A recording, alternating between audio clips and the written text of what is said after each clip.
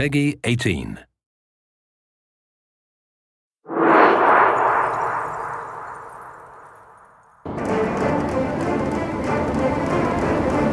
Hello, my name is Hugo Gial, Mission Director on Assassin's Creed Freedom Cry.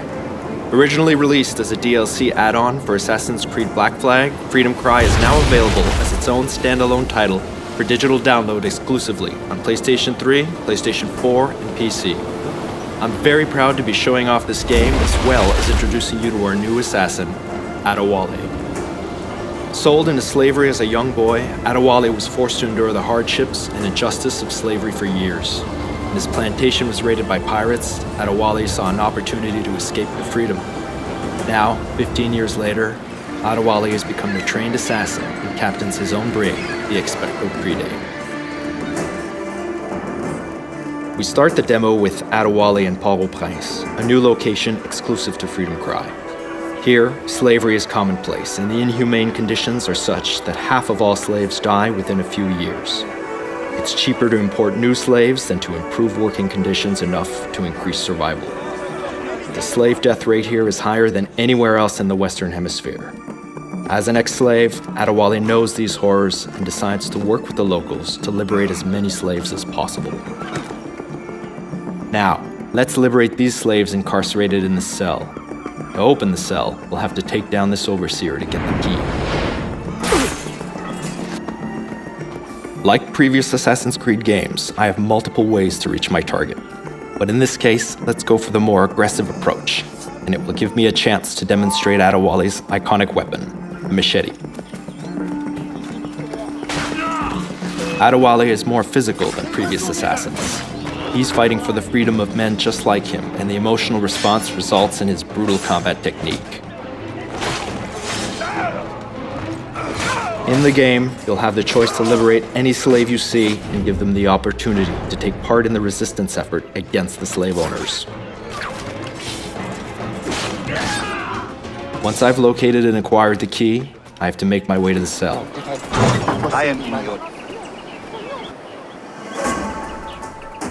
Aside from Port-au-Prince, Adewale travels to plantations where slaves were forced to work 12-hour days growing sugar, coffee, and tobacco.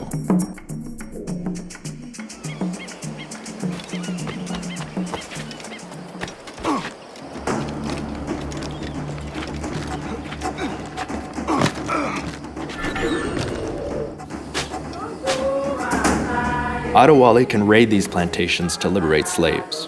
Similar to liberating the slaves from the cells from Port-au-Prince, the player has multiple ways to take down his victims. However, there are consequences to your actions.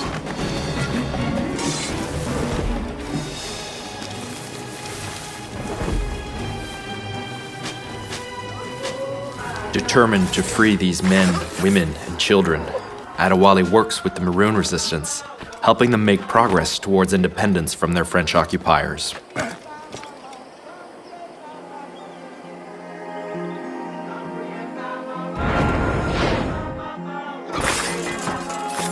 Here, torture of slaves was routine.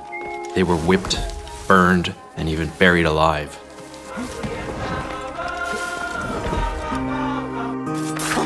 The goal in the plantations is to kill all the overseers to liberate the workers. You need to kill all the overseers first, because if they detect your presence, they'll see it as a revolt. And since the slave plantation population outnumbers the overseers 10 to 1, the overseers will start killing the slaves to end the revolt as quickly as possible.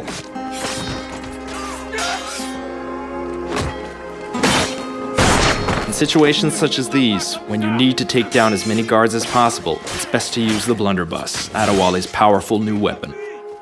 It can easily kill tougher guards, such as this jailer. It can take down multiple enemies with one shot, plus it has a quicker reload.